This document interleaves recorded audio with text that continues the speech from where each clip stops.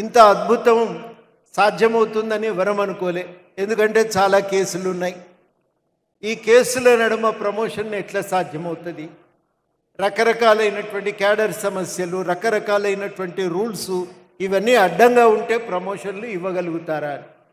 హిమాలయం అడ్డొచ్చినా పక్కకు జరిపి ముందుకు పోతామన్న విధంగా మొత్తం మీద అన్నింటినీ పక్కకు నెట్టి మీ అందరికీ ప్రమోషన్లు ఇవ్వగలిగారు. అది చాలా గొప్ప విషయం. ఈ ప్రమోషన్ని వాళ్ళ నిజంగానే పండుగ అంటే నాకు ఒక టీచర్ చెప్పిండు, ప్రమోషన్ వచ్చిన వాళ్ళు ఒక 30,000 దాకా ఉంటారేమో సార్, ప్రమోషన్ రాకుండా ట్రాన్స్ఫర్ అయ్యి మళ్ళొక 30,000 మందికి ఆ హెచ్ఆర్ఏ జోన్కి వచ్చిండ్రు. వాళ్ళకు కూడా జీతం పెరిగింది, మాకు పెరిగింది, వాళ్ళకు కూడా జీతం పెరిగింది. మన దగ్గర ఈ ప్రమోషన్ పండుగ ఎందుకంటే చాలా రకాలుగా చాలామందికి జీతాలు పెరిగినాయి. కొంత మెరుగైనటువంటి జీతం మన ఇంటికి తీసుకుపోగలుగుతున్నాం. ఇంత సంతోషకరమైన సందర్భం కాబట్టి ఇది పండుగ జరగవలసిందే అని చెప్పి టీచర్ల సంఘాలు అనుకున్నాయి.